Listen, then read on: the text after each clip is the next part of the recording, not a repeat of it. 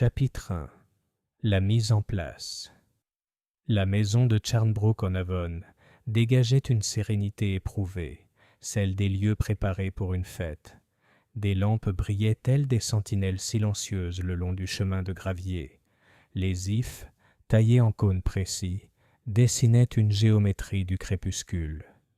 Sur la terrasse, de petites tables rondes avaient été dressées avec du linge blanc comme des nappes d'autel, et dans la bordure du fond, les delphiniums s'élevaient tels des flammes fraîches sur la brique. Il aurait été facile de croire que la soirée était promise à la paix, si le parfum ne s'était déjà emparé de l'air tel un silence, une congrégation invisible attendant un nom. J'étais arrivé avec Hercule Poirot par le train de l'après-midi, le soleil baignant les champs aux couleurs dorées et indolentes de la fin de l'été. La voiture de notre hôte nous attendait à la petite gare, et un valet de pied en livrée gris tourterelle emporta nos valises. Poirot, qui tolère les voitures sans les aimer, s'assit avec autant de précaution que si la sellerie risquait de les abîmer, puis lança un regard approbateur aux gants impeccables du chauffeur. « De l'ordre, mon ami !» me murmura-t-il tandis que nous franchissions les portes de la loge. « L'ordre est le commencement du confort. Et là où il y a du confort, les petites cellules grises peuvent travailler efficacement. »« Tu penses travailler ce week-end » ai-je demandé à moitié en plaisantant. « Qui peut le dire ? Hommes et femmes, ils se rassemblent, ils conversent, ils rient, ils font semblant, toujours, n'est-ce pas ? Cela les fatigue. De la fatigue naît l'imprudence. De l'imprudence, la folie. Et parfois, il leva la main et la laissa retomber. Le crime. Sûrement pas ici, protestai-je en contemplant les agréables pelouses, les cerceaux de croquet, la sérénité d'une maison anglaise à laquelle tout, de la jardinière au garçon d'écurie, semblait parfaitement assorti. Les moustaches de Poirot frémirent. « Vous commencez, Hastings, comme toujours, avec la foi d'un enfant de cœur. Moi, en revanche, je me prépare à l'éventualité que dans le jardin ne poussent pas que des roses. » Charnbrook, résidence de Sir Lionel Vail, avait les proportions confortables d'un lieu qui n'avait jamais connu la véritable extravagance. Ses briques étaient douces, ses fenêtres spacieuses, sa porte une modeste imposte. À l'intérieur, les sols luisaient de cire d'abeille, et l'air était imprégné d'une légère fraîcheur provenant de la pierre. Mais ce soir-là, une autre odeur régnait. Elle nous accueillit d'abord dans le hall, un souffle délicat, soyeux et suave, parcouru d'un fil plus sombre. Je ne suis pas expert en parfums, mais même moi, je sentais la façon dont il semblait modeler l'air environnant, comme si une présence nous avait précédés. Notre hôtesse s'avança, souriante. Lady Evelyn Vail avait la pâleur d'un caméo et le sourire d'une femme qui a appris à gérer les petites catastrophes avec charme. « Monsieur Poirot, capitaine Hastings, c'est très aimable à vous. Sir Lionel est retenu par un appel téléphonique, mais il vous souhaite la bienvenue. Vous nous trouvez en émoi. Ce soir, nous allons être modernes, terriblement modernes. Il y aura une petite démonstration d'un nouveau parfum. Vous serez témoin du progrès. » « Un parfum ?» Poirot inclina la tête. « C'est un art qui touche de près la mémoire, madame. Très dangereux, la mémoire. » Elle rit. « Mon cher monsieur, si la mémoire est dangereuse, nous ne sommes pas en sécurité. Venez, laissez-moi vous donner vos chambres. Vous trouverez un plateau, du thé ou quelque chose de plus fort si vous le souhaitez. Ensuite, si vous le voulez bien, nous nous retrouverons à 7h au Salon Bleu. Dîner à 8h15 précise. » Elle jeta un regard affectueux à l'horloge de parquet qui se dressait telle une sentinelle contre le mur. La passion de Sir Lionel pour la précision est le seul désordre toléré ici. Nous la suivîmes dans l'escalier tournant. Charnbrook imaginait cette élégance confortable qui donne à un homme le sentiment de son propre progrès. Le couloir était bordé d'aquarelles, des croquis précis de l'Avon, des ponts blanchis, de petits gribouillis blancs représentant des cygnes. À la porte de la chambre de Poirot, Lady Evelyn s'arrêta. « Je vous ai déposé ici, monsieur Poirot. La lumière est agréable. Capitaine Hastings, vous êtes à côté. Si vous avez besoin de quoi que ce soit, n'importe quoi, n'hésitez pas à sonner. Nous sommes vraiment bondés de personnel. » Elle s'éloigna et j'entrai pour trouver ma valise déjà ouverte, le lit dressé, un petit vase de roses tardives sur la coiffeuse. Le même parfum délicat et sucré persistait, et pendant un instant je crus que c'était celui des roses elles-mêmes. Mais me pencher de plus près me découragea. Elles étaient anglaises, certes, mais leur parfum était discret. Le parfum de la pièce était plus complexe, mielé au premier souffle, puis presque amandé, puis une légère nuance de fumée. Poirot, depuis sa porte, renifla délicatement l'air. « Eh bien, dit-il, le soir s'entraîne déjà à nous surprendre. Cette odeur est intentionnelle, mon ami. Elle a la qualité d'un invité qui parle doucement mais qui insiste pour être entendu. »« Tu remarques tout, dis-je en détachant mon sac. »« Au contraire, je remarque très peu de choses, seulement ce qui est déplacé. Dites-moi, Hastings, percevez-vous la petite trace sur la plinthe, près de votre fenêtre ?» J'obéissais, obéissant. Là, comme il l'indiquait, se dessinait une légère tache couleur cendre, pas plus large qu'un fil. « De la poussière, dis-je. La femme de ménage a raté un coin. » Poirot émit un léger son. « La femme de chambre ici, présente, préférerait rater son propre mariage plutôt qu'un coin. Voyez, juste là, une infime lueur. Ce n'est pas de la poussière, c'est de la poudre de verre. Une bouteille a ri trop fort et s'est brisée, peut-être. Une bouteille... de quoi ?» Il souleva le coin du rideau et examina le loquet en laiton de la fenêtre. Et la fenêtre a été ouverte récemment, bien que l'air soit frais. On fait ce genre de choses quand une odeur devient trop, comment dire, insistante. « Tu penses qu'un membre de la famille a expérimenté le parfum ? » ?»« Je pense, » répondit Poirot, « que ce soir nous serons invités à admirer officiellement ce qui a déjà fait une petite répétition, de manière informelle et à la hâte. » À 7 heures, le salon bleu rassemblait ses invités comme un coquillage recueille les murmures. La pièce portait bien son nom. Des panneaux de soie bleu pâle, un tapis couleur de mer fanée, une cheminée où 2 vases chinois formaient une paire parfaitement symétrique. Le regard approbateur de Poirot allait et venait d'un vase à l'autre, comme pour tester leur fidélité.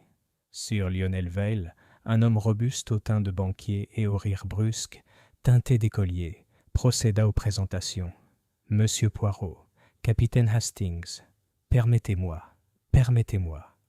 Dr. Rowan, notre Asclépios local. Mademoiselle Iris Vail, ma sœur qui a du cran et qui est artiste. Monsieur Archibald Wren, mon secrétaire, qui veille à ce que les chiffres ne s'envolent pas. Madame Agatha Dimond, la voisine que nous ne pouvions pas nous permettre de négliger. Monsieur Félix Arkwright, connaisseur en... tout. Et Mademoiselle Céleste Duval, le génie parisien dont l'invention nous donne tous un air provincial. » Céleste Duval se tenait un peu à l'écart, mince et posée. Elle portait une robe de satin noir dont la simplicité avait l'élégance d'une ligne délibérée. À son cou, une topaze unique pendait telle une goutte de soleil ambré. Elle n'était pas vraiment belle. Ses traits étaient les plus nets que charmants, sa bouche trop décidée. Pourtant, l'effet qu'elle produisait était indéniable. Ce n'était ni sa robe, ni sa froideur. C'était le parfum qu'elle portait sur elle, non pas par agressivité, mais comme on porte un accent. Près d'elle, l'air changeait. Je ressentis à nouveau ce frémissement d'impression, du miel, des amandes, quelque chose de légèrement brûlé, qui n'était peut-être rien de plus que la conscience d'une flamme traduite par l'esprit en parfum. Madame Dimond, une femme imposante avec une jolie bajoux et un chapeau qui avait survécu à plusieurs saisons avec gaieté, renifla avec appréciation. « Tout à fait remarquable, » annonça-t-elle. « Les jeunes vont adorer. » On essaie de ne pas être vulgaire et de ne pas prononcer le mot sexy, mais vraiment... « Agatha !» siffla Miss Iris Vail, pâle, intense, vêtue d'une robe qui semblait avoir été confectionnée avec des nuages. « Nous ne sommes pas sur le trottoir de Knightsbridge. D'ailleurs, on ne parle pas d'odeur comme dans une salle de bal. » Félix Arkwright, dont le beau visage avait été tiré d'une chronique mondaine et dont la cravate était tout simplement trop précise, sourit à mademoiselle Duval. Il y a l'art qui plaît aux yeux et l'art qui plaît à l'intelligence, dit-il. Le vôtre, peut-être, est cette chose rare, l'art qui commande au sang. Le regard de mademoiselle Duval se posa sur lui sans chaleur. Il y a aussi l'art qui plaît à la vanité, monsieur. C'est très facile. Sir Lionel frappa dans ses mains. Allons, allons. Nous aurons une démonstration pratique plus tard. Permettez-moi d'abord de vous mettre l'eau à la bouche. Un sherry pour madame Dimond, oui. Rowan, prenez un whisky. Iris, ne boudez pas. Vous pouvez prendre votre ridicule boisson italienne. Wren, que buvez-vous quand vous ne comptez pas les colonnes? L'eau, monsieur, dit Archie Wren, un jeune homme pâle dont les cheveux semblaient constamment lui tomber dans les yeux. C'est le seul élément qui refuse de s'équilibrer. Il y eut des rires, les rires doux et consentants d'un groupe qui savoure sa tranquillité. Et pendant un moment, la conversation se poursuivit par à-coups.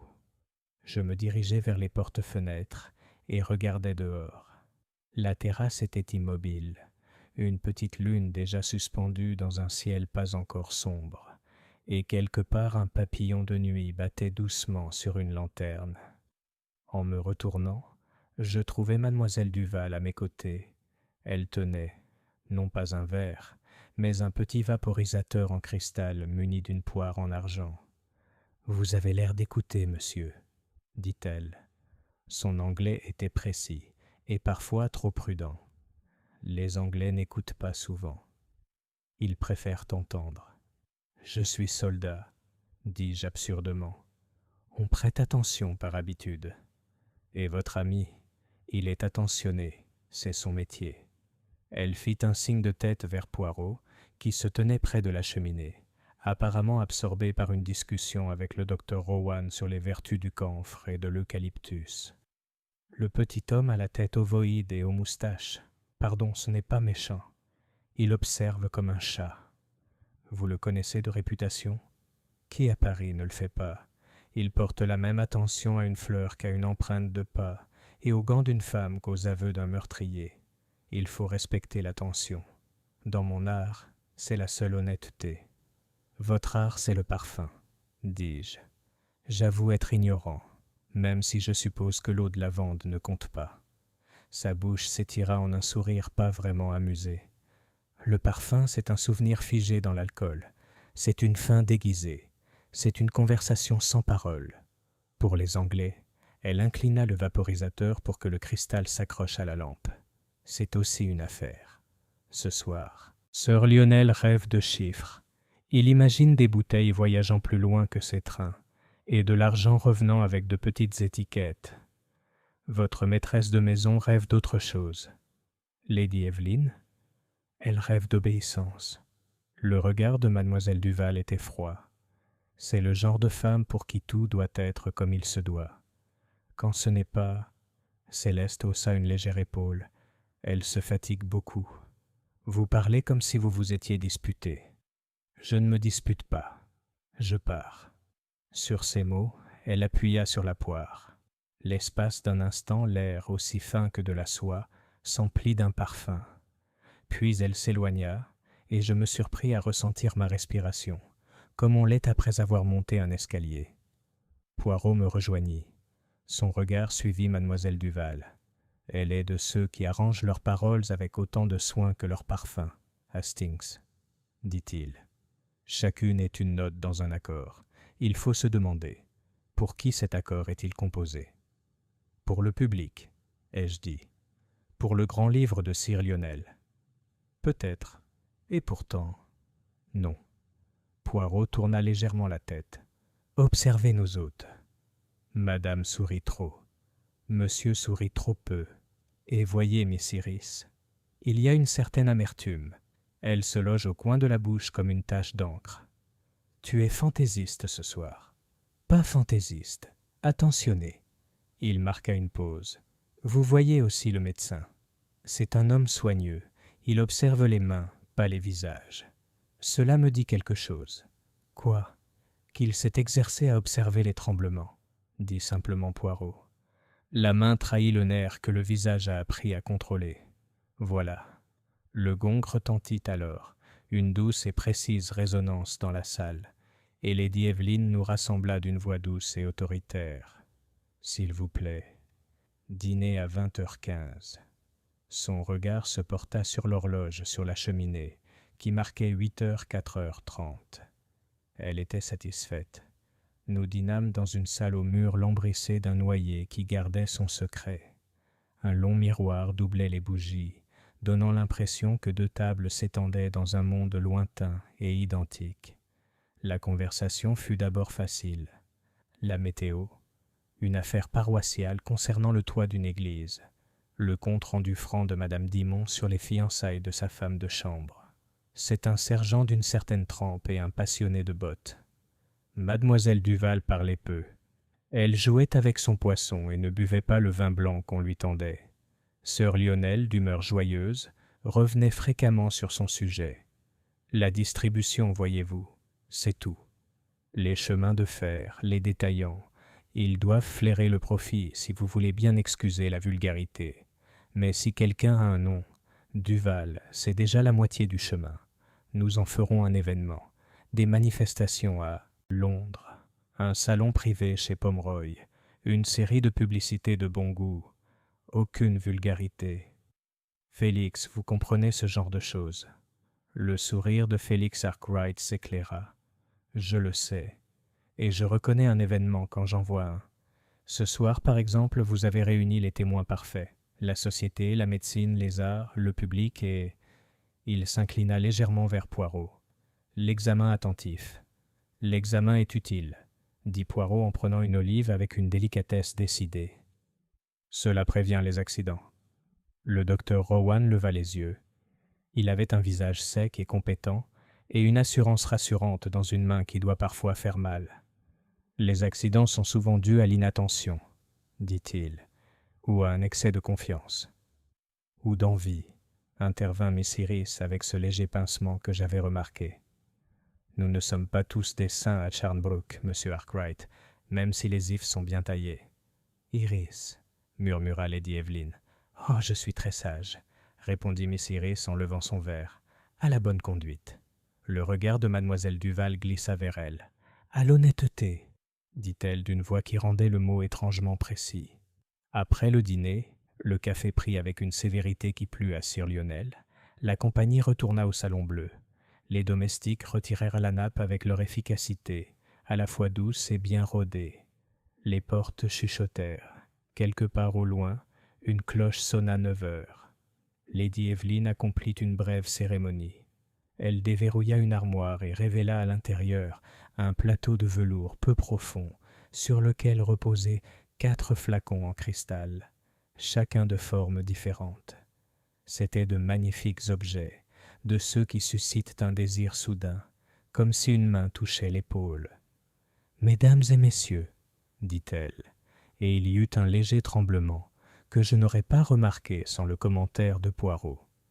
Mademoiselle Duval nous a confié une prévisualisation. Vous aurez chacun une carte, et il y a des bandes numérotées. Nous serons très convenables. Pas de confusion, s'il vous plaît. Félix, je suis sérieux. Je suis la sobriété même, dit Arkwright joyeusement. Nous sentirons chacun notre tour, dit Lady Evelyne. Vous noterez vos impressions. Ensuite, mademoiselle vous révélera la commande et vous parlera de l'art. Céleste inclina la tête. Dans ses mains, le vaporisateur était revenu tel un sceptre. Elle jeta un coup d'œil à l'horloge sur la cheminée, qui affichait sa vérité impartiale. 9h15 précise. Le temps, dit-elle, c'est tout dans le nez. Vous sentirez d'abord le sommet, l'accueil, puis le cœur, qui c'est la conversation. Enfin le fond, l'adieu. Nous commençons. Il y avait du plaisir, je l'avoue, les têtes penchées, le petit sourire discret de reconnaissance, lorsqu'un parfum touchait une corde sensible. Les comparaisons murmurées, rose, amande, foin. Non pas foin, quelque chose qui ressemblait plutôt à de la tonka. Même Madame Dimond affichait une expression d'attention captivée, les yeux mi-clos comme si le salon bleu était devenu une chapelle. Poirot, de son côté, accomplissait le rituel avec une politesse solennelle, soulevant chaque bandelette comme un témoin à interroger. Un jour, je le vis tourner légèrement la tête vers la porte-fenêtre ouverte. Une brise était entrée, si faible qu'elle effleurait à peine le rideau, mais avec elle glissait une seconde odeur, étrangère à la démonstration. Elle n'était pas désagréable, c'était plutôt neutre, une fraîcheur, le souffle de la pelouse la nuit. Pourtant, dans cet air neutre, les parfums semblaient changer de caractère. La note de miel de l'un s'affaiblissait, celle d'amande de l'autre s'aiguisait aux moindres cheveux. Lady Evelyn ferma les portes. « Nous devons être très stricts, dit-elle, presque en s'excusant. Il n'y a pas d'art sans règle. Ni crime, murmura Poirot, si doucement que je n'en étais pas tout à fait sûr. Une fois la dernière carte ramassée et les rires de nouveau légers, Lady Evelyn sonna. 10h30, dit-elle avec soulagement, comme si un pacte avait été honoré. Nous avons été très sages. Il y aura des sandwichs à la bibliothèque pour ceux qui le souhaitent. Mademoiselle, vous me direz demain à 11h votre choix de bouteille. Nous en parlerons au conseil d'administration de Sir Lionel à midi.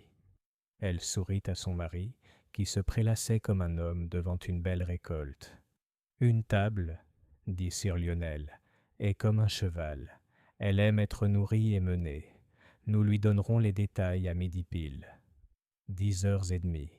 Je remarquai que l'horloge de parquet avait acquis une légère irrégularité, le genre de bégaiement qui frappe les vieilles choses la nuit. Le rire de Miss Iris était cassant.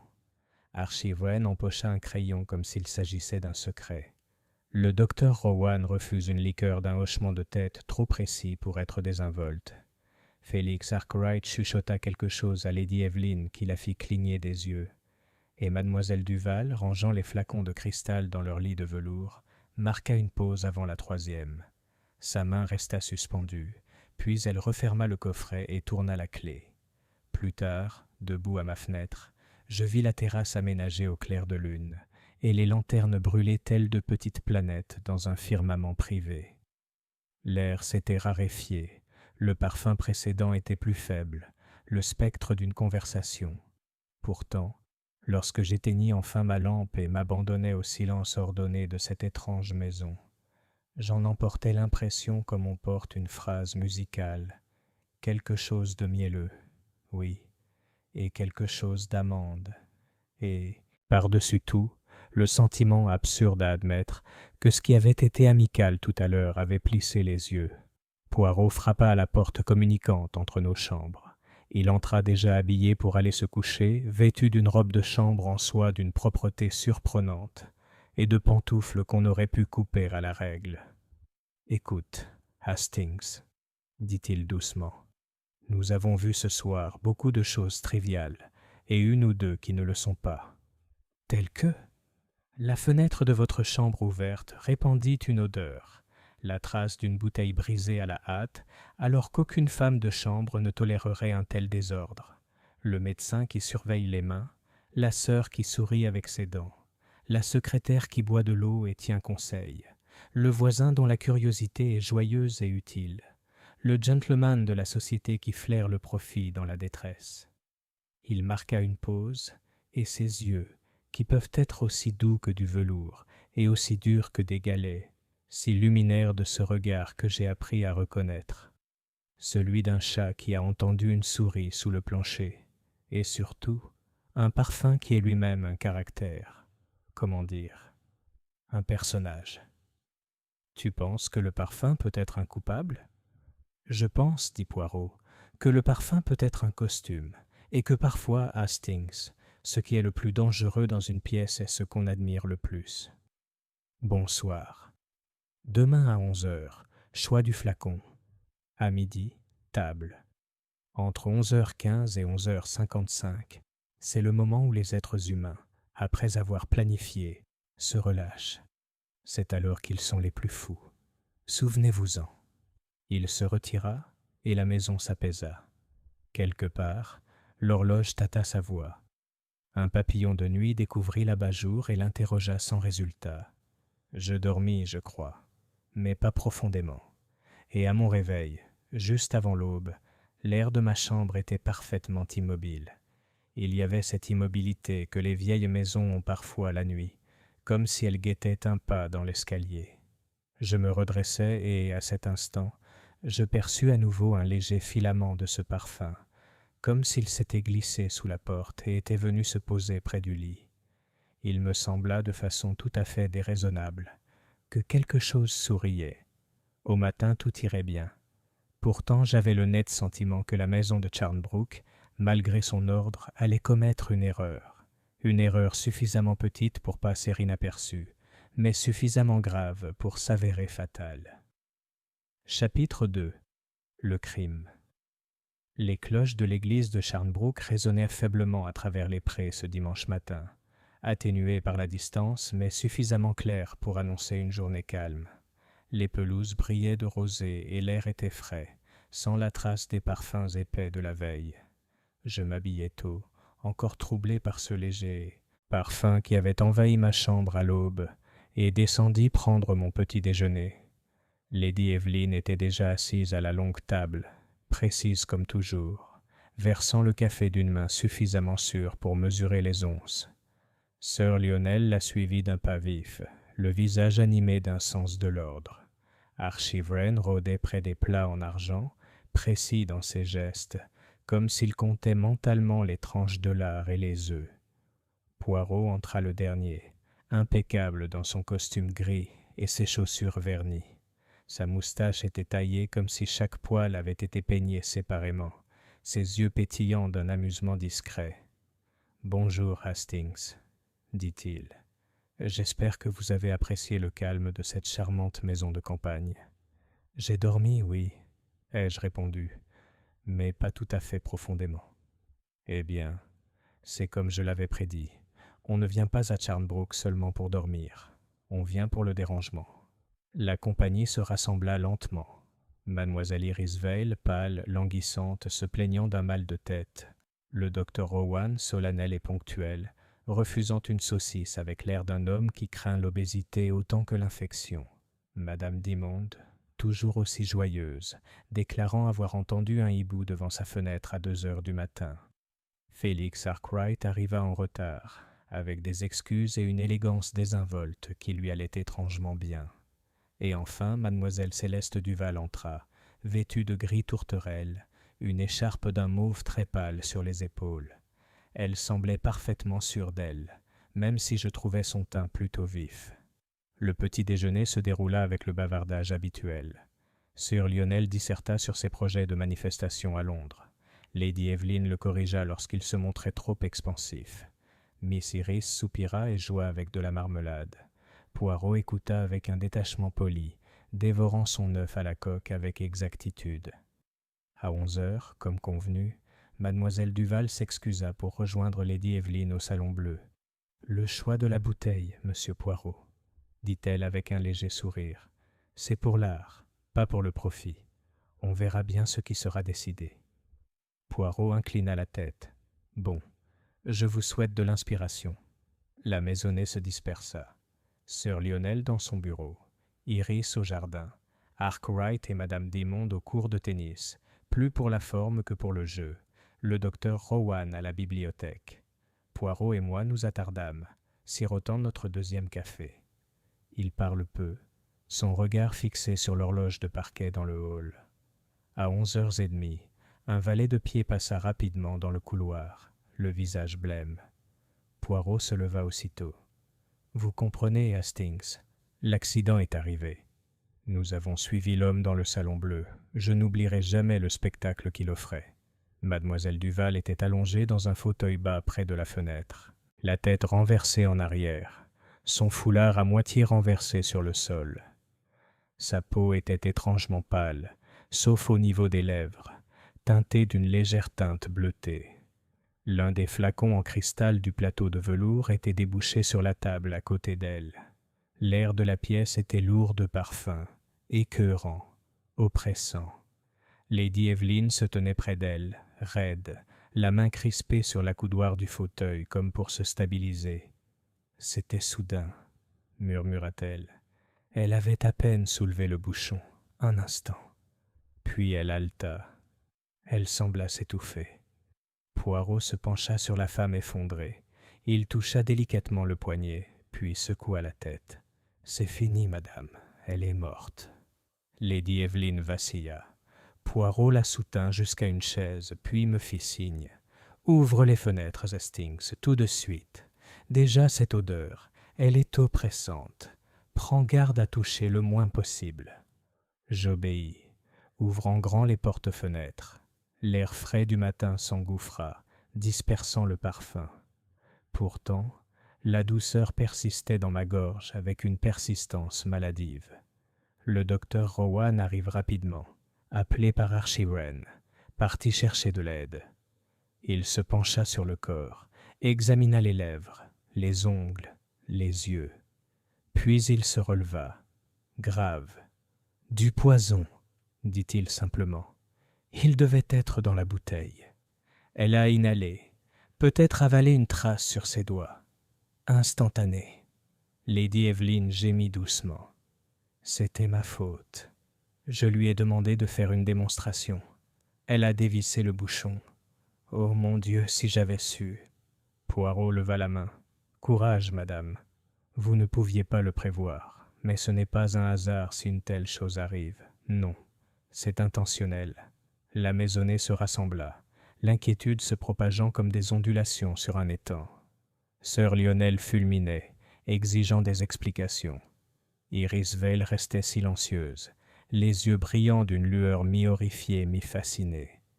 Félix Arkwright paraissait pâle mais curieusement attentif, comme s'il prenait déjà la mesure de la scène. Madame Dimon s'essuya les yeux avec un mouchoir en dentelle. Archie Wren rôdait près de la porte, serrant nerveusement son crayon. Poirot se tenait au centre, sa petite silhouette bien droite, le regard brillant. « Messieurs et mesdames, » dit-il, « un crime a été commis. Nous devons prendre nos précautions.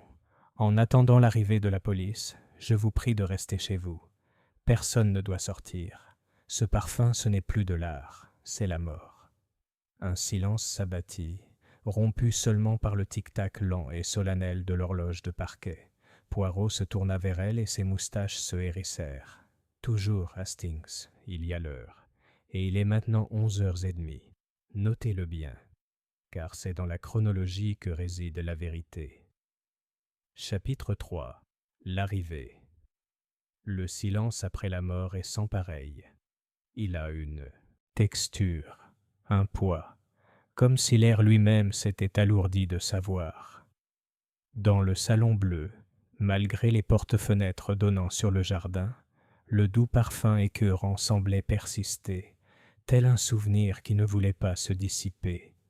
Lady Evelyn était assise, à moitié évanouie, les doigts pressés contre ses tempes, tandis que Sir Lionel arpentait la pièce, exigeant de sa voix tonitruante que quelqu'un intervienne. Poirot, cependant, demeura calme, précis, posé. Il s'occupa à installer une petite barrière autour de la chaise où reposait le corps sans vie de mademoiselle Duval. Il avait récupéré 2 cordons de damas dans les rideaux et les avait posés au sol pour marquer la limite. « L'ordre, toujours l'ordre, » murmura-t-il. « Nous préserverons la scène. Hastings, vous veillerez à ce que personne ne s'introduise. Mais la police, » commença Sir Lionel. « Exactement, Sir Lionel. Nous les attendons. Mais en attendant, il ne faut pas laisser ses pieds impatients piétiner la vérité. » Mademoiselle Iris Vale se tenait près de la cheminée, une étrange lueur dans les yeux. « Elle est morte, » dit-elle, non pas avec tristesse, mais avec une intensité particulière. « Et dans cette même pièce. » Qu'est-ce que cela signifie pour nous? Les journaux? Viendront-ils? Son frère se retourna vers elle. « Mon Dieu, Iris, c'est tout ce à quoi tu penses. C'est déjà un désastre pour l'entreprise, notre nom, notre avenir, et tu parles à la presse. » Iris ne souriait que faiblement, son visage pâle indéchiffrable. Félix Arkwright s'avança, lissant le revers de sa veste. « Pardonnez-moi, mais il faut appeler la police immédiatement. Je peux téléphoner. Merci, monsieur, dit Poirot en s'inclinant. Mais l'appel est déjà passé. Archie Wren, c'est vous qui avez envoyé le message, n'est-ce pas? La secrétaire hocha nerveusement la tête. Oui, monsieur. Immédiatement. L'inspecteur Graves sera là tout de suite. Inspecteur Graves? Poirot haussa les sourcils. Je le connais. Un homme fiable, voire imaginatif. Une demi-heure plus tard, le bruit des pneus d'une voiture sur le gravier annonça l'arrivée de la police locale. L'inspecteur Graves entra. Un homme grand, au visage rougeau, à l'allure posée de quelqu'un qui a appris à se déplacer avec son poids. Il exprimait son autorité sans pompe, et bien qu'il ait regardé avec surprise la petite silhouette élégante de Poirot, il le reconnaissait. « Monsieur Poirot, » dit-il en lui tendant la main, « on m'a dit que vous étiez là. Cela rendra les choses à la fois plus faciles et plus difficiles, j'imagine. » Poirot inclina la tête. « Plus facile, inspecteur, car je vous assisterai. Plus difficile, car je ne vous flatterai pas. » Graves s'autorisa un léger sourire, puis son visage redevint grave en examinant le corps. Le docteur Rowan s'avança, offrant son avis médical avec un détachement professionnel. « Elle a inhalé, inspecteur. Peut-être en a-t-elle avalé une trace. L'effet a été rapide, les lèvres et les ongles décolorés. Je ne serais pas surpris si la substance était un dérivé du cyanure. Le parfum était le médium. » Graves se pencha sur le plateau de bouteilles en cristal, veillant à ne pas les toucher. « Et c'est ça, ce truc ?» Poirot s'approcha délicatement. « Une seule bouteille, inspecteur. La troisième en partant de la gauche. Observez, le bouchon est desserré. Le verre au niveau du goulot est légèrement marqué, comme s'il avait été manipulé avec précipitation.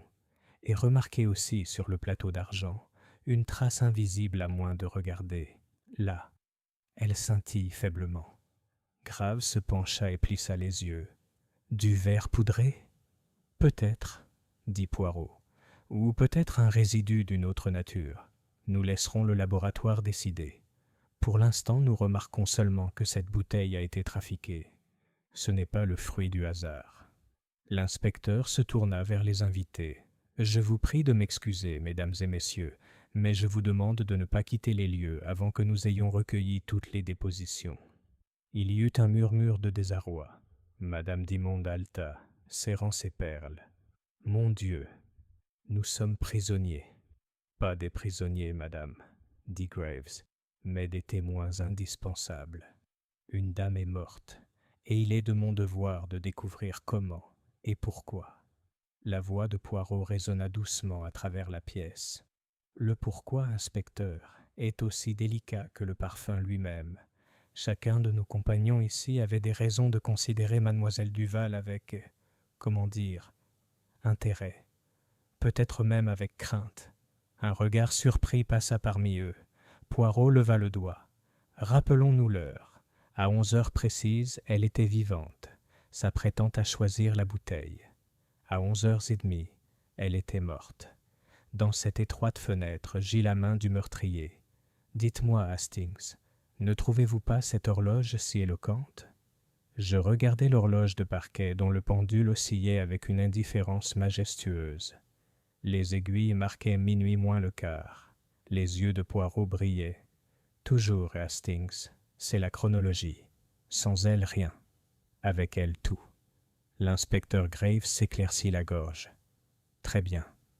Je vais commencer par recueillir les dépositions une par une. Monsieur Poirot, si vous voulez bien m'aider, je vous en serai reconnaissant. Mais je vous préviens, son visage rougeau devint sévère. C'est un meurtre, tout simplement, et je ne laisserai pas les théories prendre le dessus sur les faits. Poirot sourit doucement. Mais mon cher, les faits, ils sont comme des petits enfants. Ils s'enfuient si on ne les tient pas fermement. Et parfois, on doit se demander pourquoi ils s'enfuient. Il joignit les mains et regarda sereinement la pièce où chaque visage était troublé, coupable ou provocateur. À cet instant, je sus que pour Poirot, la chasse avait commencé. Chapitre 4. Les questions commencent. L'inspecteur Graves s'installa dans la bibliothèque, une pièce sobre en noyer. aux étagères tapissées de volumes en cuir de veau, dont l'atmosphère donnait du sérieux à toute conversation. Une grande table fut débarrassée, un buvard et une plume disposés, et les membres de la maisonnée furent invités, un par un, à faire leur déposition. Poirot, naturellement, obtint la permission de rester. Il s'assit près de la fenêtre, les doigts croisés, la moustache sereine, le regard perçant. Je pris des notes, du mieux que je pus, même si j'avoue que mon attention se perdait souvent dans le jeu d'expression des visages devant nous. Dame Evelyn Vail. Elle entra, calme, bien que sa pâleur trahît sa tension. Sa robe de soie crème bruissait légèrement tandis qu'elle s'asseyait. « J'ai demandé à mademoiselle Duval, commença-t-elle, de me retrouver au Salon Bleu à 11 heures. Ce devait être une consultation privée, le choix final du flacon.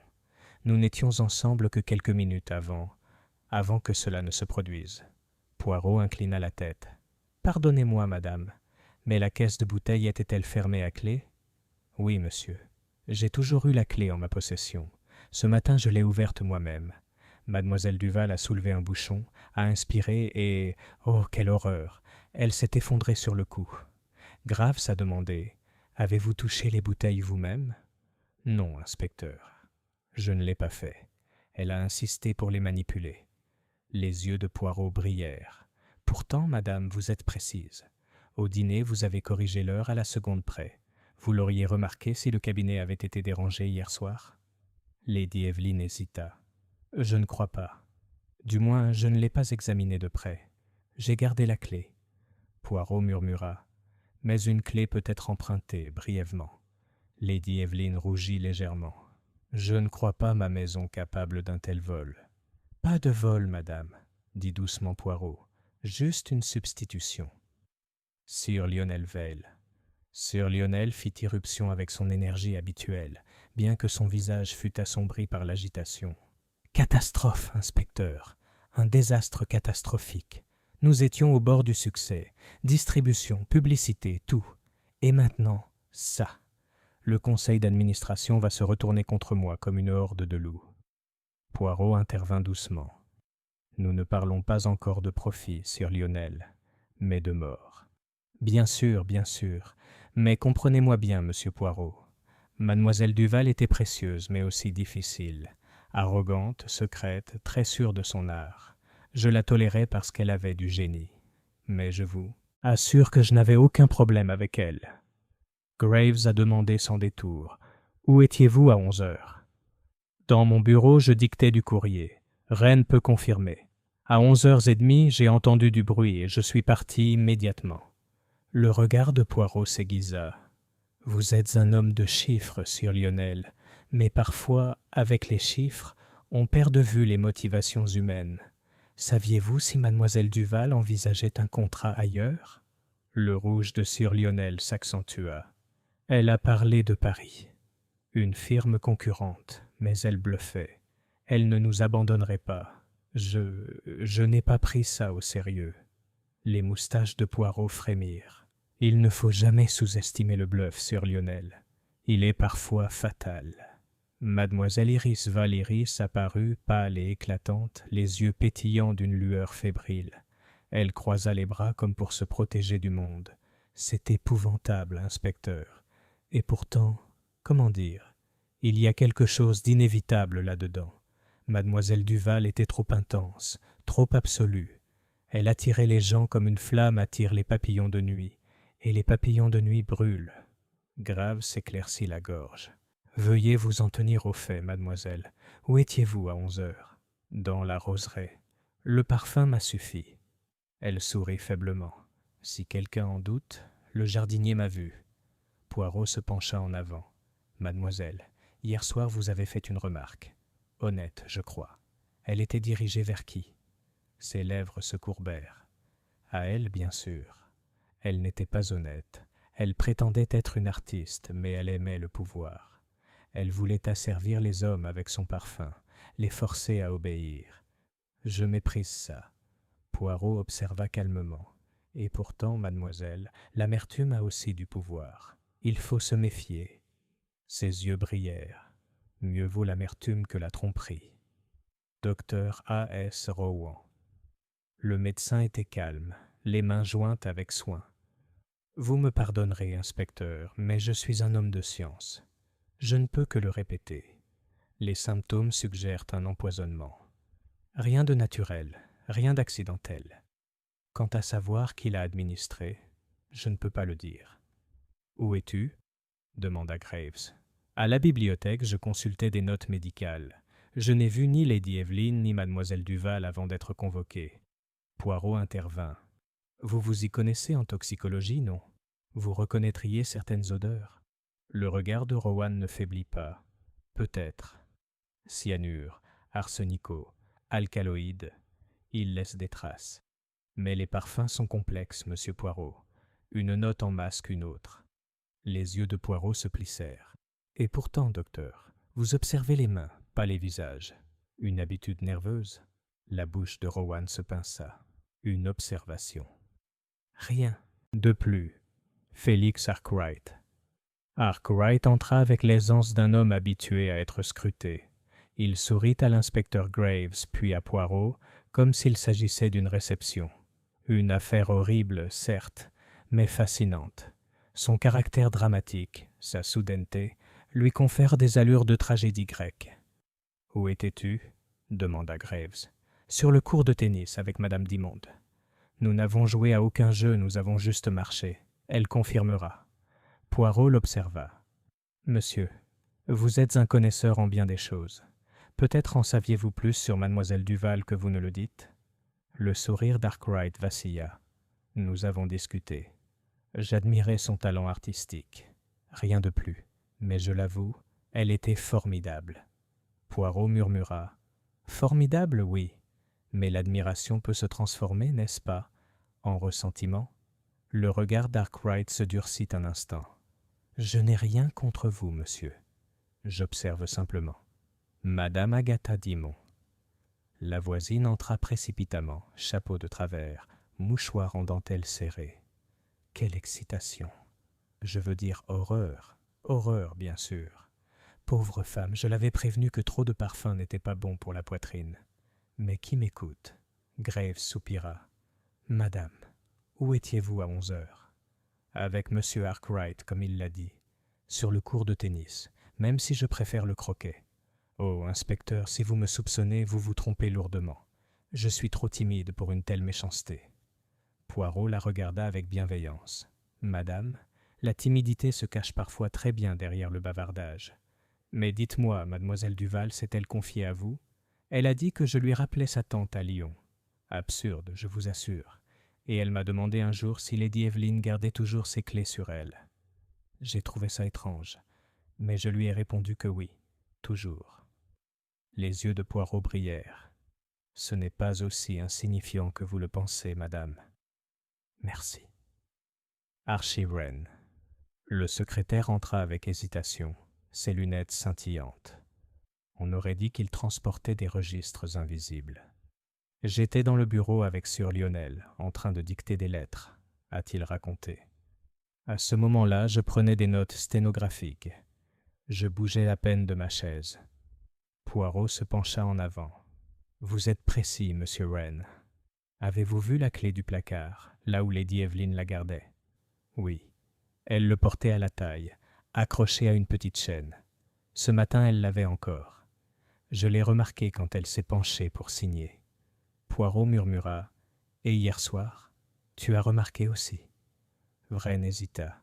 « Non, je ne peux pas le dire. »« Eh bien, » dit Poirot d'une voix très douce. « Alors, il se peut que, cette nuit-là, la chaîne ait été vide. » À la fin de la dernière déclaration, 1 heure sonna à l'horloge du parquet. La maisonnée se dispersa pour déjeuner, même si peu de gens avaient faim. Poirot s'attarda près de la fenêtre de la bibliothèque, contemplant les pelouses où la rosée avait depuis longtemps disparu. « Eh bien, Hastings, dit-il enfin, nous avons les mensonges, les vérités à moitié cachées, les jalousies. Il ne reste plus qu'à les assembler, comme les pièces d'un puzzle. Et toujours, toujours, se souvenir de l'heure. Entre 11h et 11h30, le parfum s'est transformé en poison. Qui a eu cette chance ? Telle est la question, mon ami. Il se tapota légèrement la tempe. Les petites cellules grises commencent à s'agiter. Chapitre 5. Les fausses pistes. L'atmosphère de Charnbrook, autrefois l'image même de la sérénité d'une maison de campagne, s'était épaissie et s'était transformée en quelque chose d'étouffant et d'oppressant. La maisonnée évoluait dans les pièces comme sous surveillance, ce qui était effectivement le cas. L'inspecteur Graves postait des agents aux portes, et les domestiques chuchotaient dans les coins, les yeux écarquillés. Aucune voiture ne quittait le chemin de gravier, aucun invité n'était autorisé à s'évanouir à Londres. En début d'après-midi, la police avait effectué ses premières recherches, et Poirot marchait avec moi le long du sentier bordé d'ifs menant à la terrasse. Son pas était assuré, les mains jointes dans le dos. « Vous remarquez, Hastings, avec quelle rapidité les soupçons s'installent, dit-il, comme des bavures sur un manteau. On parle déjà, n'est-ce pas? J'ai hoché la tête. Les domestiques parlent du docteur Rowan à voix basse. Ils disent qu'il connaît les poisons mieux que quiconque ici, et c'est lui qui a immédiatement prononcé sa mort. Les yeux de Poirot pétillèrent. Justement. C'est toujours le médecin qu'on soupçonne en premier. Il a les connaissances, l'opportunité et l'autorité. Et pourtant, mon ami, c'est trop facile. Le meurtrier, s'il est intelligent, compte sur de telles pensées. À ce moment-là, l'inspecteur Graves s'approcha de nous depuis la pelouse. Il avait l'air grave, son teint rougeâtre assombri par la responsabilité. « Poirot, dit-il, je ne suis pas homme à chasser les fantômes. J'aime les cas simples. Et celui-ci pointe, à mon avis, vers le médecin. Il admet s'y connaître en toxicologie. Il lui a suffi de manipuler une de ces bouteilles à l'avance. Quand la pauvre dame l'a ouverte, la nature a fait le reste. »« Eh bien, bien, dit Poirot d'un ton doux. C'est possible. Mais examinons. L'armoire était fermée à clé, n'est-ce pas? Lady Evelyn le dit. Et la clé est restée avec elle? Elle le jure. Poirot haussa les épaules. Alors, soit l'empoisonneur avait accès à la clé, soit le poison a été introduit avant que les bouteilles ne soient placées dans l'armoire. Ce qui suppose une collusion avec mademoiselle Duval elle-même. Une hypothèse, je crois, improbable. Graves fronça les sourcils. Mais Rowan est le plus probable. Il est assez calme, assez détaché. Et les domestiques disent qu'il allait et venait librement dans la maison ces dernières semaines. Les médecins, inspecteurs, sont admis là où les autres ne le sont pas. C'est leur privilège. Poirot marqua une pause. Mais ne nous précipitons pas. Les fausses pistes, elles sont excellentes en sauce, mais indigestes en vérité. La position inconfortable du docteur néanmoins, la suspicion s'accumulait autour du docteur Rowan. Au déjeuner, les conversations étaient discrètes, mais tous les regards, ouvertement ou non, se tournaient vers lui. Il mangeait avec parcimonie. Son attitude était imperturbable, mais je percevais une légère raideur dans sa main lorsqu'il leva son verre. Lady Evelyn, pâle et précise, lui demanda soudain « Docteur, vous ne vous opposez pas à ce que les bouteilles soient examinées? La police pourrait les emporter à Londres? » « Bien sûr que non, » répondit-il d'un ton neutre. « C'est nécessaire. La vérité ne sera que servie. » Félix Arkwright sourit par-dessus la table. « Très noble, docteur. Mais pardonnez-moi, si quelqu'un est assez habile pour utiliser du poison sans se faire remarquer, ne serait-ce pas, eh bien, vous-même » Il y eut un léger frémissement, une inspiration collective. Le regard de Rowan croisa celui d'Arkwright avec une froideur posée. « Un médecin ne tue pas, monsieur. Il préserve la vie. Seuls les ignorants confondent savoir et malveillance. » Poirot, qui avait beurré son petit pain avec un soin délicat, leva les yeux. « Pourtant, docteur, permettez-moi. Parfois, le médecin sait comment camoufler une blessure, n'est-ce pas? La dissimuler sous un pansement, afin que les autres ne voient que ce qu'on leur dit de voir. Ça aussi, c'est la connaissance. » Rowan ne dit rien, mais le silence à la table devint tendu. Note privée de Poirot. Plus tard, dans l'isolement de notre salon commun, je ne pouvais plus me contenir. « Poirot, l'affaire est simple. Rowan est coupable.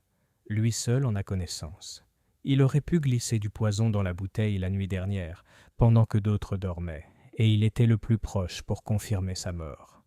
Poirot agita le doigt vers moi. « Ah, mon pauvre Hastings, tu tires des conclusions hâtives comme un cheval de cavalerie sur une haie. Réfléchis un peu. Le poison a agi instantanément, n'est-ce pas? Cela nous apprend quelque chose de très particulier. Et pourtant, remarquez bien, le médecin lui-même était là quelques minutes plus tard. Commettre un tel crime et s'exposer si vite, c'est illogique. Mais si ce n'est pas lui, alors qui? » Poirot sourit doucement. « Voilà, Hastings, la vraie question. Pour l'instant, laissons les soupçons peser sur le médecin. C'est commode.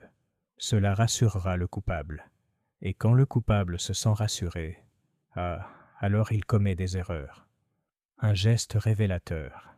Ce soir-là, alors que la maisonnée se réunissait à nouveau dans le salon bleu, les conversations s'essoufflaient, figées sous le poids de la tragédie.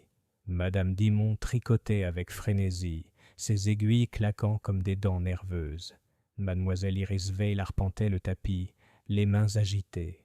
Arkwright se prélassait dans un fauteuil avec une nonchalance étudiée, tandis que Lady Evelyn veillait sur le cabinet de parfum, comme pour le surveiller. Je remarquai que le docteur Rowan se tenait à l'écart, le regard fixé sur le feu.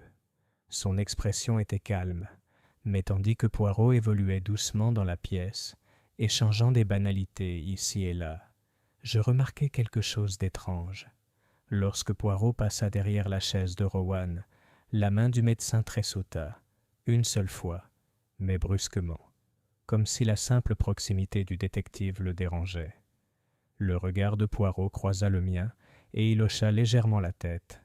Lui aussi l'avait vu. La réflexion de Poirot. Plus tard, en privé, Poirot dit « Vous avez observé, Hastings, la main du médecin. Non pas son visage, qui est exercé, mais sa main, qui est honnête. Cette main me dit qu'il craint, non pas sa propre culpabilité peut-être, mais autre chose. Il faut se demander, que c'est le médecin, et pourquoi ne parle-t-il pas? Alors vous ne le croyez pas coupable? » Les moustaches de Poirot frémirent. « Non, c'est le hareng rouge, le rouge, agité devant les yeux du bon inspecteur. Mais sous les vagues nage un tout autre poisson. » Il se pencha en avant, les yeux brillants. « Et bientôt, mon ami, je vais appâter mon hameçon. » Chapitre 6. Un indice détaillé. Le lendemain matin, gris et humide, une fine brume planait sur l'Avon tel un voile. Les pelouses de Charnbrook scintillaient, et les ifs taillés se dressaient en rang solennel, comme pour garder les secrets de la maison. Le petit déjeuner fut un moment discret. Personne ne s'attarda sur les œufs ou les toasts. Même le bavardage de Madame Dimond se réduisit à de petits éclats anxieux avant de s'éteindre. Poirot mangea avec parcimonie, puis se leva et s'essuya les lèvres avec une précision méticuleuse. « Hastings, il faut revoir la scène du décès. Il y a quelque chose qui m'échappe. Une petite chose, une toute petite chose. Et pourtant, » ses yeux brillèrent. « C'est dans les petites choses que réside la vérité. » Retour au salon bleu. Nous entrâmes dans le salon bleu, désormais fermé par l'inspecteur Grave. Un agent se tenait à la porte et nous fit entrer à contre-cœur, à la demande de Poirot. L'air était plus frais, purifié de cette suavité écœurante, mais un léger parfum persistait, tel un fantôme. Poirot examina la pièce avec une lente précision. Nous reconstituons, mon ami. Ici était assise Mademoiselle Duval. Donc, il désigna la chaise basse près de la fenêtre. Tiens, le plateau avec les bouteilles. Lady Evelyn à côté d'elle. La porte-fenêtre est entr'ouverte, n'est-ce pas? L'horloge sonne 11h30. Il se baissa brusquement et sortit du tapis un mouchoir. Non pas un mouchoir en dentelle, mais un simple mouchoir de lin blanc, soigneusement plié. « Inspecteur, » dit Poirot en faisant signe à Graves qui nous avait suivis. « Ceci a été oublié. Vous voyez? Un mouchoir d'homme, très propre, à l'exception de... Remarquez, Hastings, une légère trace ici, sur le bord. » Je me suis penché. C'était vrai. Une fine couche de poussière s'accrochait au tissu. « De la poudre pour le visage ?» ai-je suggéré. Poirot secoua la tête. « Pas de poudre pour le visage, mon ami. De la poudre de verre. La même que nous avons vue sur la plinthe de la chambre de mon ami Hastings. Une bouteille cassée, essuyée à la hâte puis apportée ici. Ce mouchoir trahit la précipitation. Et la précipitation, il leva un doigt, est l'ennemi du crime. L'inspecteur Graves prit le mouchoir avec précaution. Mais à qui est-il? Mon Dieu, c'est bien là le problème. Il y a des initiales. Voyez-vous dans le coin? A.W. Archiren, m'exclamai-je. Ou Arkwright Félix, dit doucement Poirot. 2 gentlemen, tous deux aux initiales A.W. C'est là toute la beauté et la confusion. Grave murmura, le secrétaire ou l'homme du monde. Lequel des deux a laissé tomber? Poirot sourit. Peut-être qu'aucun des deux n'est tombé. Peut-être qu'il a été placé. Les tests minutieux de Poirot s'approcha ensuite du placard où étaient rangées les bouteilles. Il fit signe aux gants et, sous le regard de l'inspecteur Graves, il examina le plateau de velours. Il se pencha, le nez presque à la surface, et inspira légèrement. Eh bien, remarquez ceci, Hastings. 3 des bouteilles sont intactes, leurs bouchons intacts.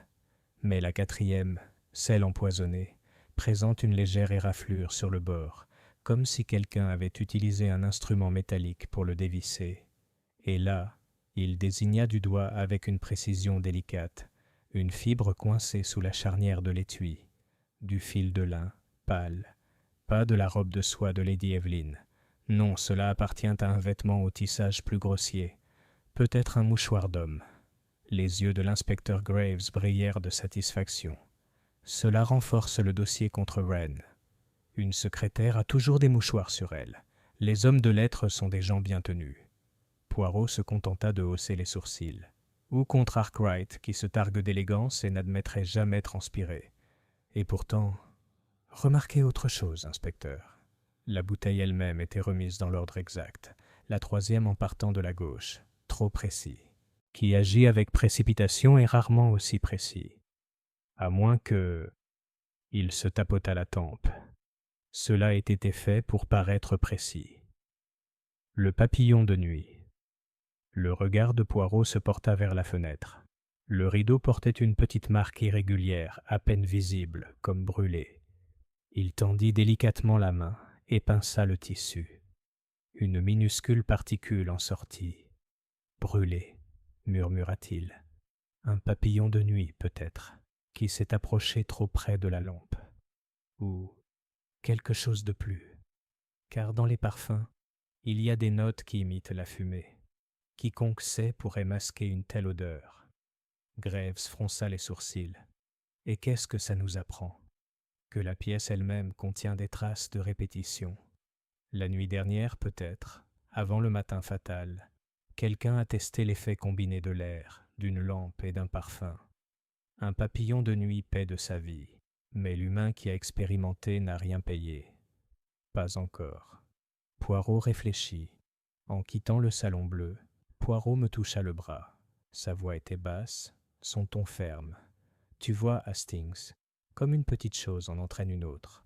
Une tache sur un mouchoir, une égratignure sur du verre, un fil de lin, un papillon de nuit consumé par les flammes. Chacun est insignifiant. Pourtant, ensemble, ils composent une mélodie.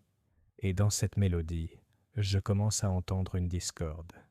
Quelqu'un a joué non pas pour l'art, ni pour la beauté, mais pour la mort. Vous suspectez Wren ou Arkwright? Demandai-je. Suspect, oui. Conclure, non. Le meurtrier est malin. Il veut nous faire croire à la culpabilité d'autrui.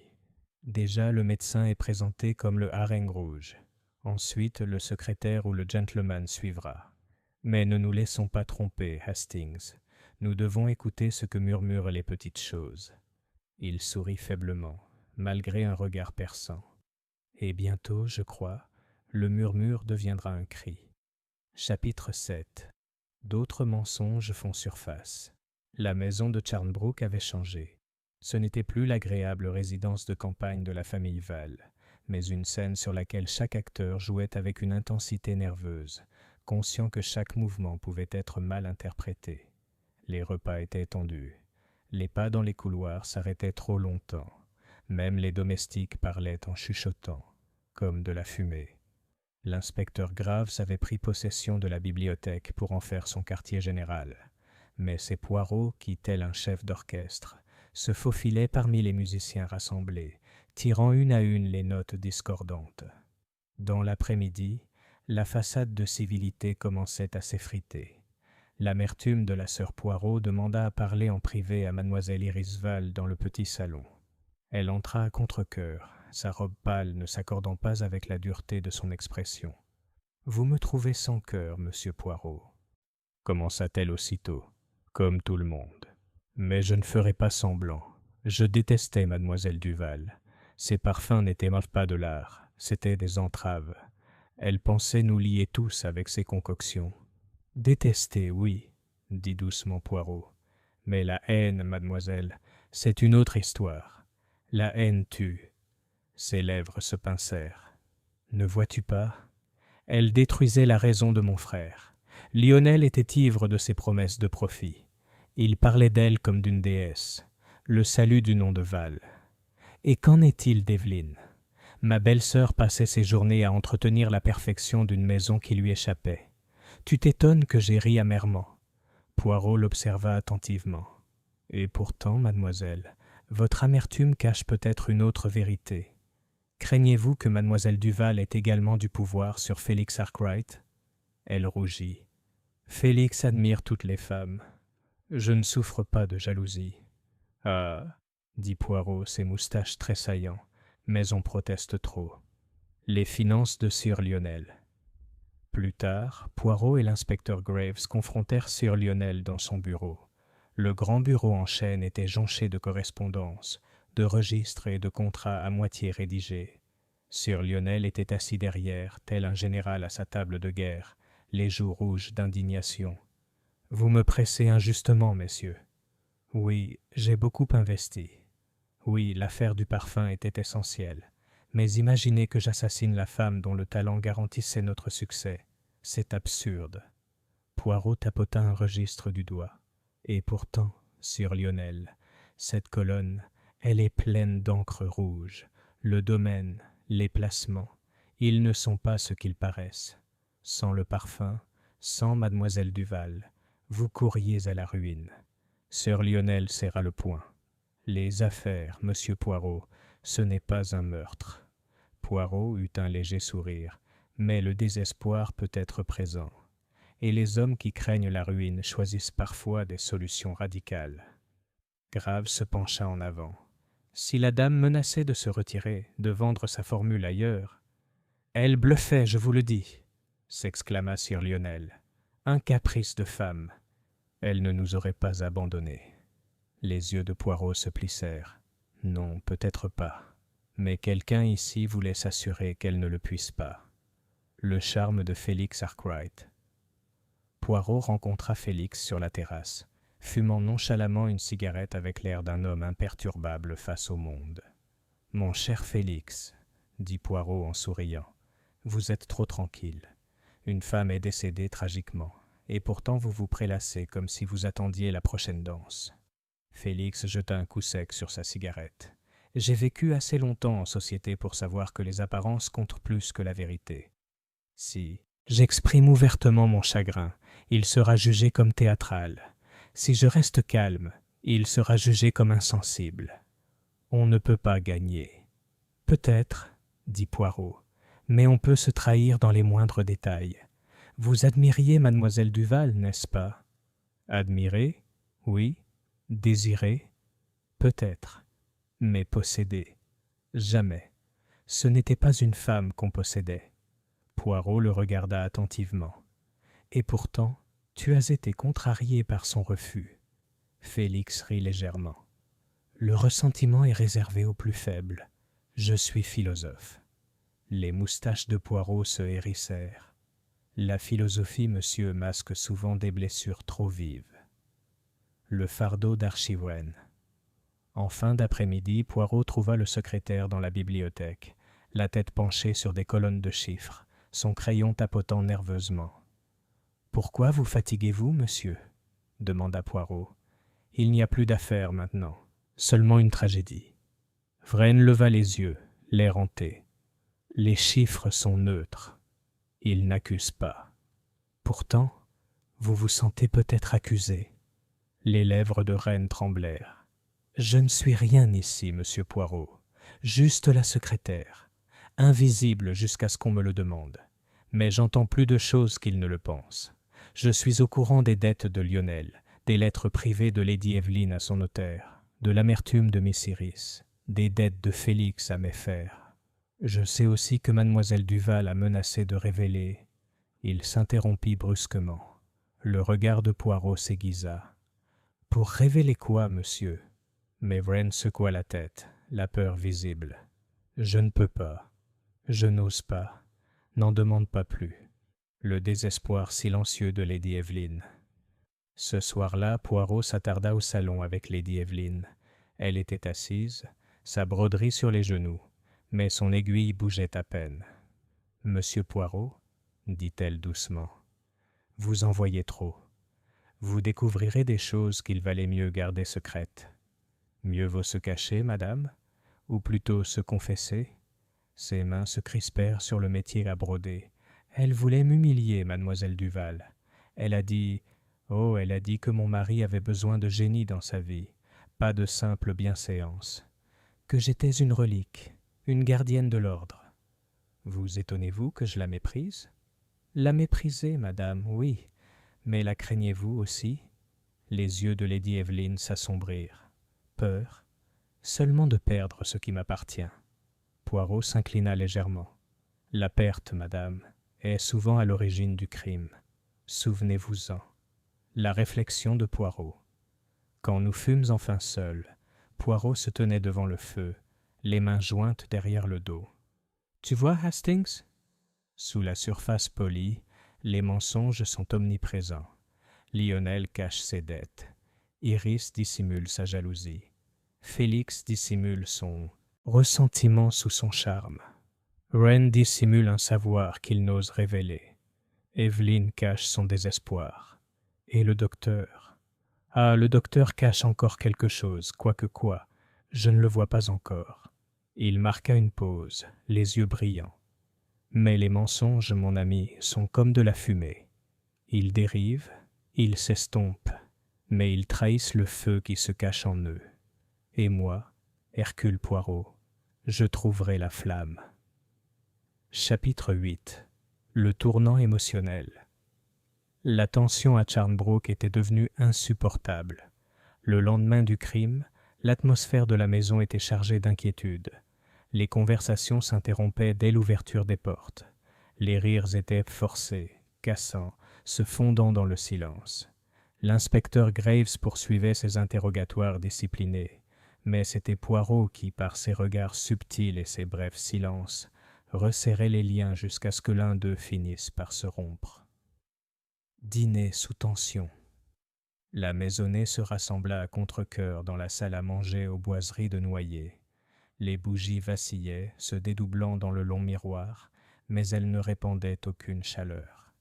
Lady Evelyn présidait avec un calme presque trop précis, corrigeant les plats, veillant à ce que les verres soient remplis, tandis que Sir Lionel tentait une jovialité forcée qui ne convainquait personne. Félix Arkwright se prélassait dans son fauteuil, lançant des regards mi-amusés, mi-ennuyés, tandis que mademoiselle Iris Vale touchait à peine son assiette. Le docteur Rowan gardait son calme professionnel, malgré ses yeux cernés. Archie Wren gardait les yeux baissés, son crayon absent, même à table, son silence frappant. Le repas se déroula en bribes de conversations tendues, météo, chevaux, rumeurs politiques, dont aucune ne survécut au-delà de quelques phrases. Poirot, serein comme toujours, s'occupait attentivement de sa côtelette, levant seulement de temps à autre ses yeux perçants pour jauger le tremblement d'une main ou le scintillement d'un regard. Lorsque le majordome de Lady Evelyn apporta le dernier plat et que les liqueurs furent servies, Poirot se laissa aller en arrière. Son ton était doux, mais la salle sembla se crisper autour de ses paroles. « Messieurs et mesdames, permettez-moi une petite indulgence. Je souhaite faire une petite expérience, purement psychologique, vous comprenez. L'inspecteur Graves, qui dînait avec nous, leva brusquement les yeux. « Quel genre d'expérience, monsieur Poirot ?»« Une question de vérité, inspecteur. Je vous nommerai chacun à votre tour, et vous me répondrez avec franchise. Aviez-vous peur de mademoiselle Duval ?» Un frémissement parcourut la table. Lady Evelyn retint son souffle. Sir Lionel parut indigné. Miss Iris se pencha en avant, les yeux pétillants. « Les questions, Sir Lionel, » dit doucement Poirot. « La craignez-vous ? De la peur ? Absurde. Je l'appréciais. Elle était... C'est essentiel à l'entreprise. » Lady Evelyn ? Sa main tremblait légèrement sur son verre. Peur n'est pas le mot.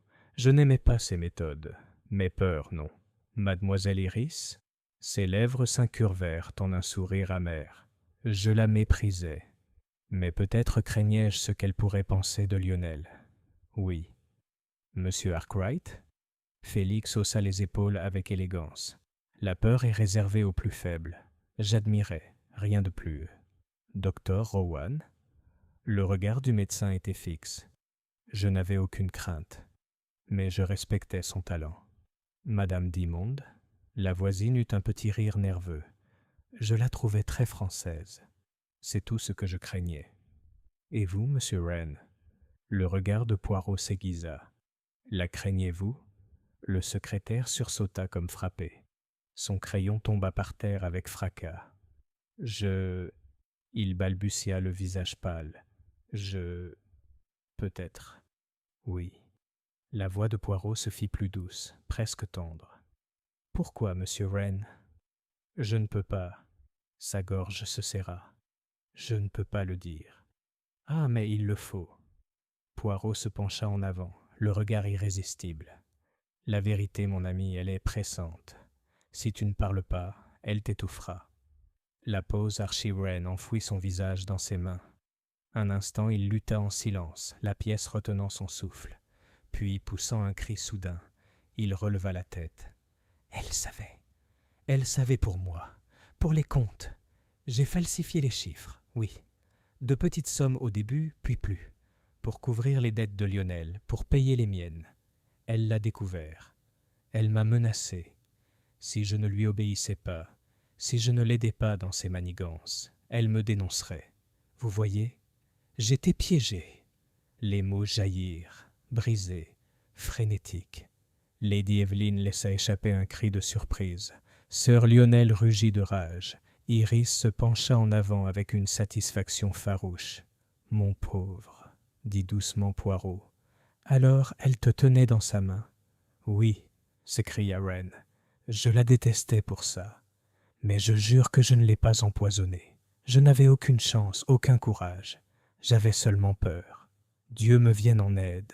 J'avais peur. » L'inspecteur Graves serra les dents. « Cela change la donne, monsieur Wren.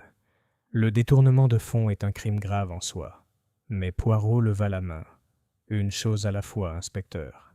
Monsieur Wren a avoué sa malhonnêteté, oui. Mais le meurtre ? Non. Sa peur était grande, mais ses chances, je pense, étaient moindres. » La réflexion de Poirot. Quand Wren fut enfin emmené pour se calmer, la salle à manger tremblait encore sous le choc de la révélation. Poirot resta calme, sirotant son petit verre de cognac comme si de rien n'était. « Tu vois, Hastings, » murmura-t-il, « la pression monte. On pousse un peu, et la vérité jaillit comme l'eau d'une source. Mais remarque, bien ceci. Notre amie Wren craignait mademoiselle Duval parce qu'elle en savait trop. Cela nous indique qu'elle était dangereuse, non seulement comme artiste, mais aussi comme observatrice. Peut-être menaçait-elle aussi les autres. Il pose son verre. Nous approchons, Hastings. Les mensonges éclatent. Bientôt, le vrai visage apparaîtra. Chapitre 9. Le piège. Les aveux d'Archie Wren avaient dit frapper Sharnbrook comme un coup de tonnerre. Même si le secrétaire avait juré n'avoir jamais touché au poison, son aveu de détournement de fonds avait perturbé le fragile équilibre des soupçons. L'inspecteur Graves, d'abord satisfait, s'impatienta bientôt. « Un voleur n'est pas toujours un meurtrier, » murmura-t-il, « mais il le devient souvent lorsque son crime est menacé d'être révélé. » Poirot se contenta d'un sourire doux. comme s'il écoutait une mélodie que nous ne pouvions pas entendre. Ce soir-là, alors que la maisonnée se rassemblait avec inquiétude dans le salon bleu, il passa à l'action. L'assemblée de Poirot. « Mes amis, commença-t-il, debout près de la cheminée, les mains jointes, il est temps que nous nous parlions, franchement et ouvertement. Le meurtre prospère dans le silence, dans les petits murmures derrière les portes.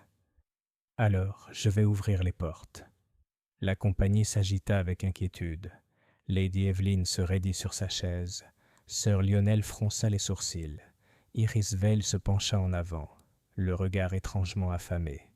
Félix Arkwright esquissa un léger sourire ironique, tandis que Madame Dimond tâtonnait avec son tricot, ses aiguilles claquant comme des dents nerveuses.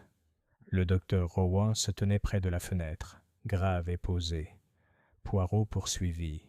« Nous avons déjà vu comment la peur rend les hommes et les femmes stupides. Notre pauvre Monsieur Wren a avoué sa malhonnêteté, estimant le poids de la culpabilité trop lourd. Pourtant, il n'a pas tué. Non. Mais ses aveux nous montrent que Mademoiselle Duval était une collectionneuse de secrets. Et les secrets, ils sont dangereux. » Il marqua une pause, laissant le silence s'épaissir. « C'est pourquoi je vous le dis à tous. Elle n'a pas menacé l'un d'entre vous, mais plusieurs. La question est, qui parmi vous a trouvé cette menace insupportable ?» Tourné la vie, Poirot se mit à arpenter le tapis à petits pas réguliers. Son regard allait d'un visage à l'autre. « Lady Evelyn, Mademoiselle Duval vous a humilié, insinuant que votre mari exigeait de l'intelligence et non des convenances. N'est-ce pas ?» Les lèvres de Lady Evelyn se pincèrent. « Elle m'a provoqué, oui, mais les mots ne suffisent pas à me pousser au crime. Sir Lionel, elle parlait de paris, de rivaux. Vous craignez la ruine financière. » « Les affaires sont les affaires, Poirot. Je ne suis pas lâche au point d'assassiner une femme parce qu'elle a parlé de contrat. Mademoiselle Iris, vous la méprisiez pour son pouvoir. N'avez-vous pas crié au dîner « à l'honnêteté » ? C'était elle qui était visée. Les yeux d'Iris brillèrent. Oui, je la méprisais. Et oui, j'ai parlé. Mais mépriser n'est pas empoisonner. Le regard de Poirot se porta sur Félix Arkwright. « Monsieur, vous l'admiriez, peut-être trop. Elle vous a refusé, hein ? Et la vanité de cet homme, elle, est facilement blessée. » Arkwright eut un léger sourire. « J'ai déjà essuyé des refus, monsieur Poirot. Il ne me pousse pas à boire des bouteilles et des poudres. » Finalement, Poirot se tourna vers le docteur Rowan. « Et vous, docteur, vous êtes suspecté plus que tout autre, car vous connaissez les poisons, vous savez avec quelle rapidité ils agissent. Vous pourriez trafiquer un flacon aussi facilement que prescrire une potion. » Le visage du docteur resta calme, mais ses mains se crispèrent dans son dos. « Je sais ce qu'on murmure, monsieur Poirot, mais savoir ne rime pas avec culpabilité. » Le filet subtil de Poirot cessa de faire les 100 pas. Sa voix s'adoucit, mais ses mots tombèrent comme des cailloux dans une mare calme. « Pourtant, l'un d'entre vous ment. L'un d'entre vous est entré dans le salon bleu avant le matin fatal. L'un d'entre vous possédait la clé, ou a réussi à s'en servir. L'un d'entre vous a préparé la bouteille avec un soin si précis qu'elle semblait intacte, jusqu'à ce qu'elle tue. Le silence était insupportable. Même l'horloge sur la cheminée semblait retenir son souffle avant de se remettre à sonner. Poirot leva le doigt. « Demain matin, à 10 heures précises, je dévoilerai la vérité. Ce soir, je vous demande simplement ceci. Réfléchissez à votre conscience, car j'ai vu les mensonges, les jalousies, les peurs, et j'ai aussi vu... » Il marqua une pause, les yeux brillants, le petit détail qui trahit le meurtrier. « Un détail ?» s'exclama Sir Lionel. « Quel détail ?» Poirot inclina la tête. « Ah, Sir Lionel, patience, le piège est tendu. Mais l'oiseau doit d'abord volter, et il volettera ce soir. » Poirot en privé. Plus tard, dans le calme de notre salon, je ne pouvais